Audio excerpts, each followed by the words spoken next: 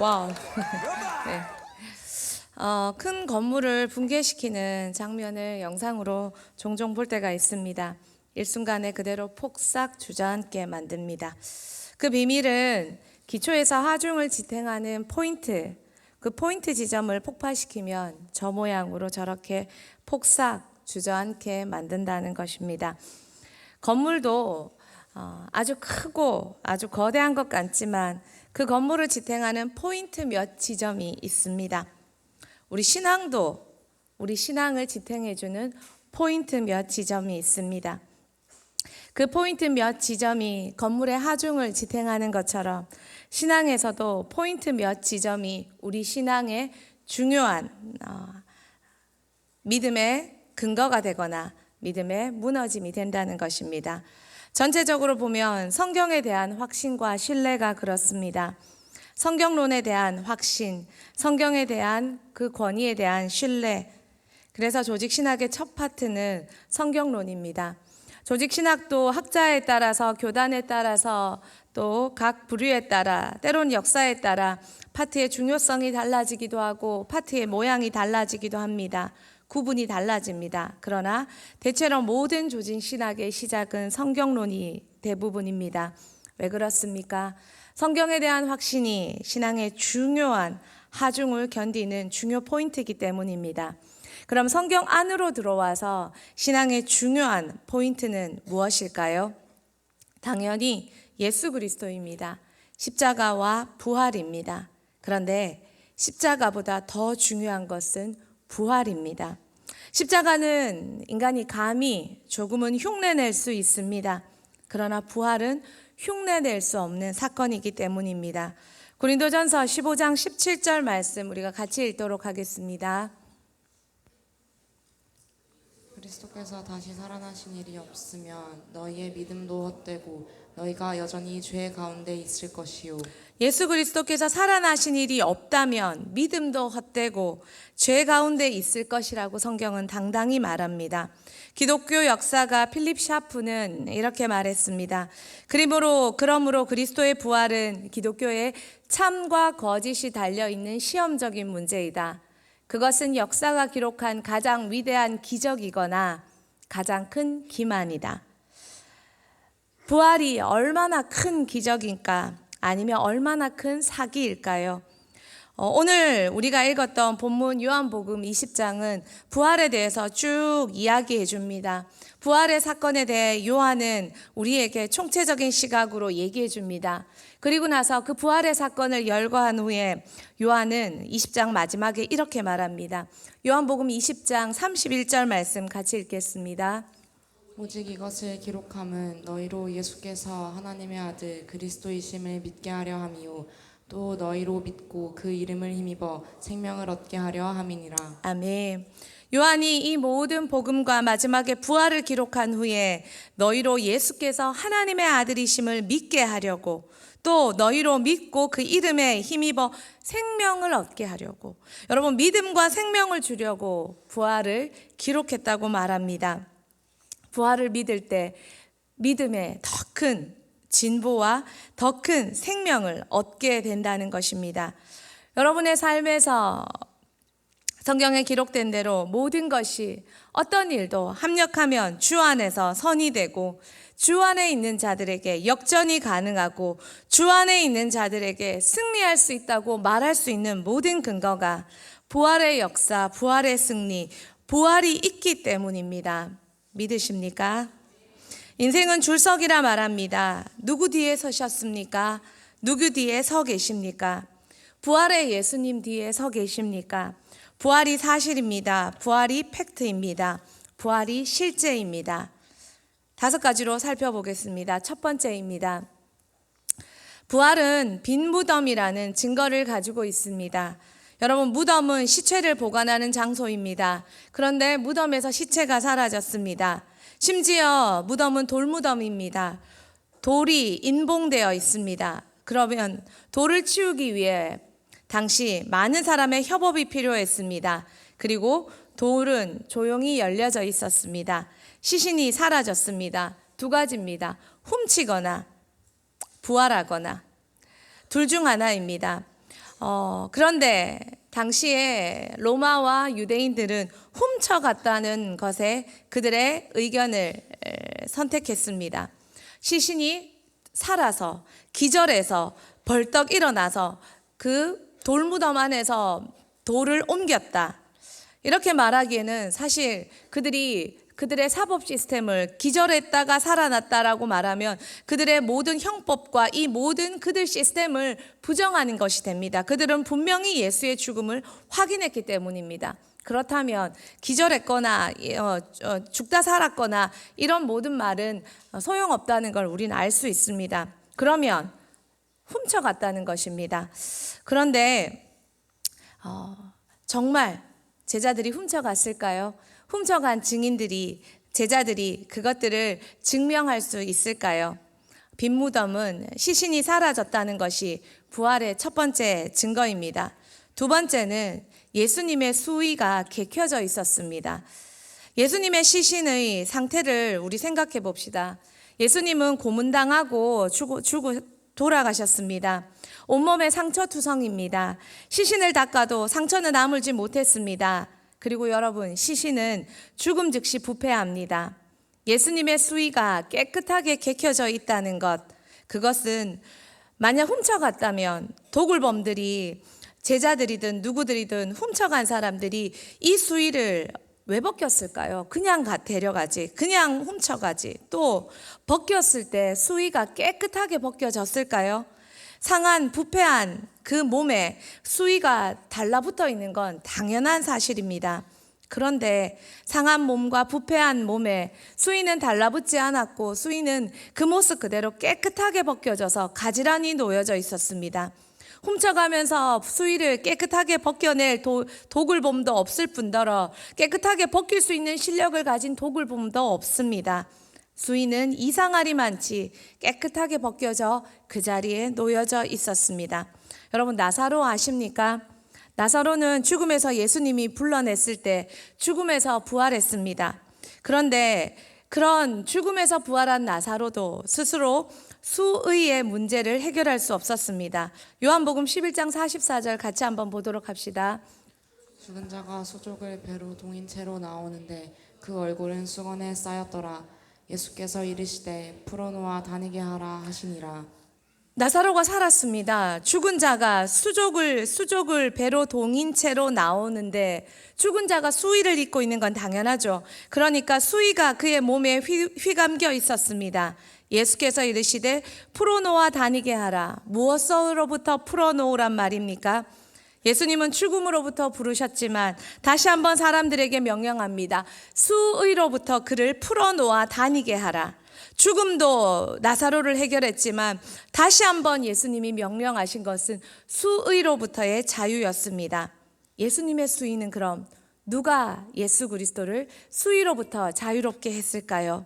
죽음에서 예수를 건져낸 그것이 도굴범이라면 수의로부터 그를 자유롭게 한 것도 도굴범일까요? 부활일 수밖에 없었던 것은 수의가 그의 증거이기 때문입니다. 3번입니다. 세 번째입니다. 부활 후에 목격자가 있습니다. 여러분, 사건의 증명은 목격자가 중요합니다. 예수 부활에는 목격자가 많습니다. 마리아도, 오늘 본문의 마리아도, 그리고 마리아로 인한 요한과 베드로도, 그리고 이후 많은 제자들도 그의 부활의 목격자입니다.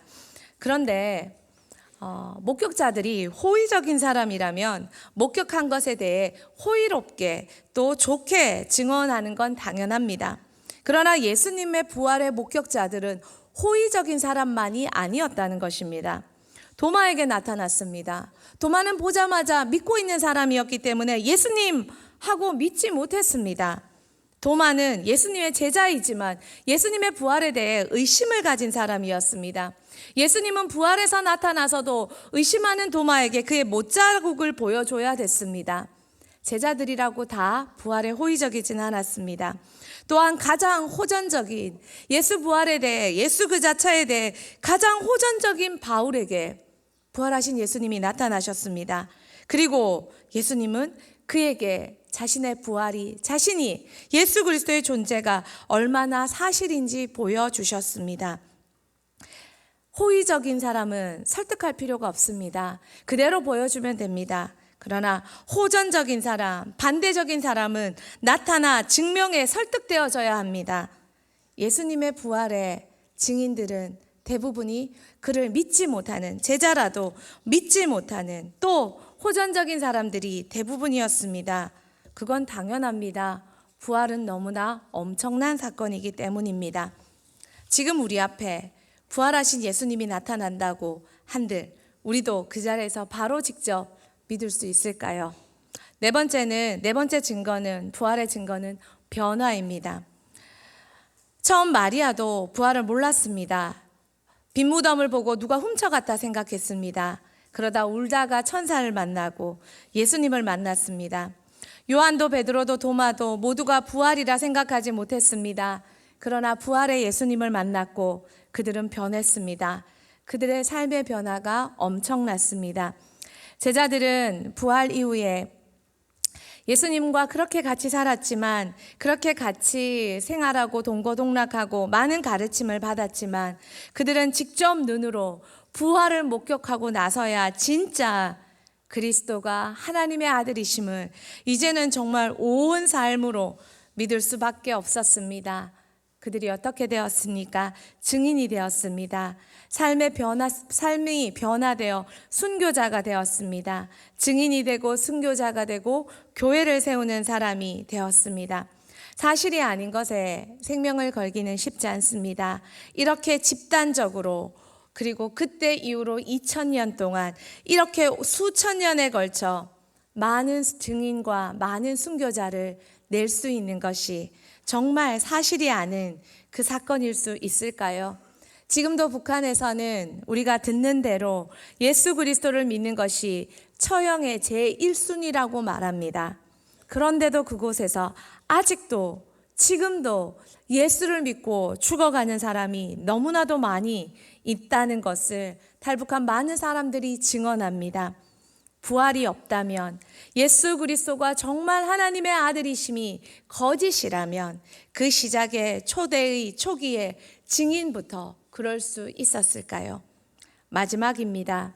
부활이 사실인 이유는 예수 그리스도 자신의 증언입니다. 여러분, 진리가 진리인 것은 진리 자체만이 주장할 수 있습니다. 진리를 주장할 수 있는 최고의 증거는 진리입니다. 이것을 순환 논법이라 합니다.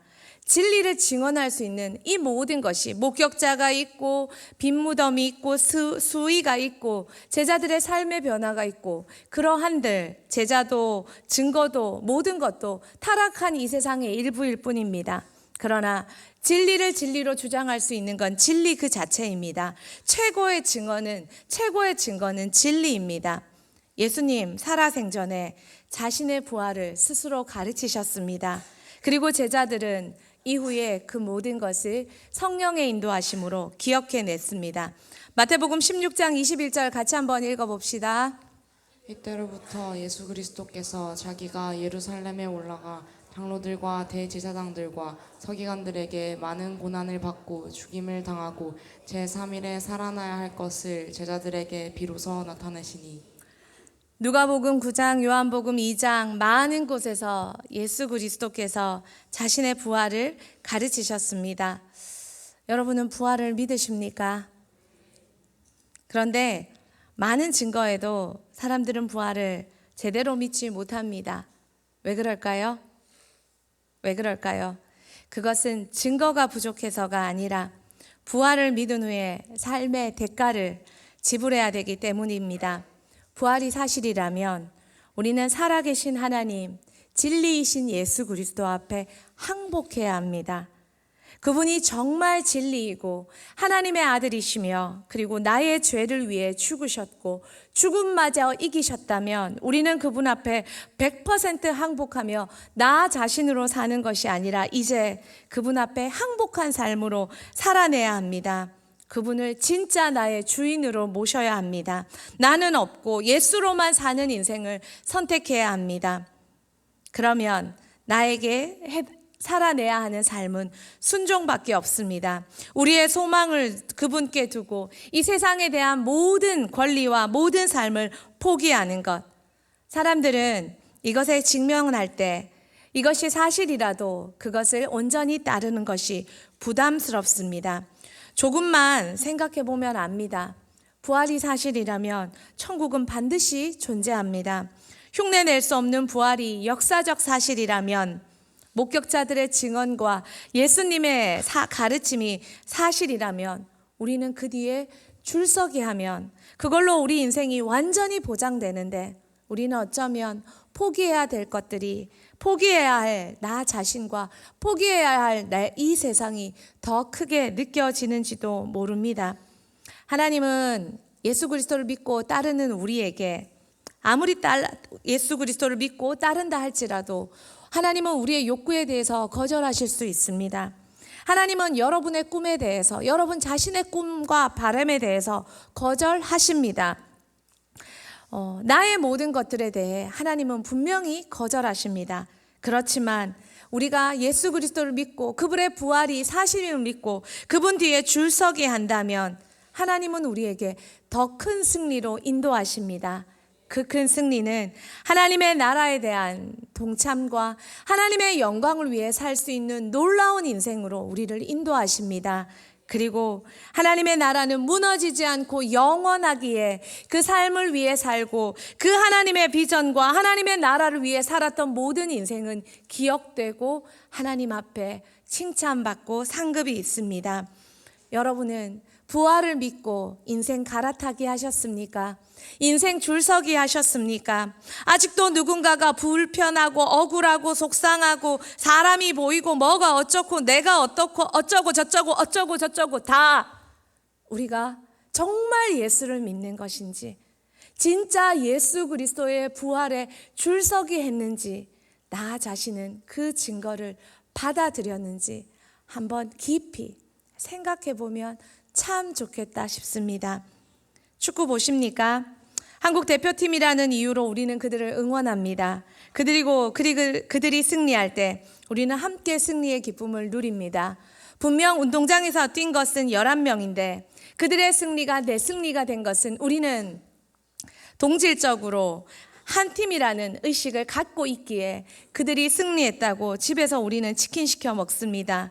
그들의 승리의 기쁨을 우리가 만끽합니다. 예수님과 한편이십니까? 예수님과 동질적 하나를 이루셨습니까? 예수님이 십자가 지셨습니다. 예수님이 음부의 권세에 내려가셨습니다. 예수님이 죽었습니다. 그리고 예수님이 사셨습니다. 예수 부활을 믿는 믿음이 우리 안에 진짜 있다면 그 믿음으로 승리를 확신하고 나의 연약함에도 넘어질 이유가 없고 나의 부족함에도, 때로는 그 누군가의 부족함에도, 때로는 환경적인 어려움에도 넘어지고 쓰러지고 자빠질 이유 없이 어떤 상황에도 우리가 승리를 믿고 기뻐할 수 있는 이유는 나의 한편이신, 나의 리더이신, 나의 주인이신 예수 그리스도가 승리했기 때문입니다. 사랑하는 성도님들, 정말 부활 믿으신다면 여러분 안에 승리의 기쁨과 만끽으로 행복하고 즐겁고 자신만만한 여러분 모두가 되기를 소망합니다. 예수 믿는 사람이 자신할 수 있고 의기양양할 수 있고 당당할 수 있는 이유, 예수가 나의 리더이기 때문입니다. 나는 죽고 예수로 사는 삶, 승리가 보장된 삶, 늘 이기는 삶, 그 삶이 내 이유인 이유는 예수가 부활하셨기 때문입니다. 같이 찬양하겠습니다.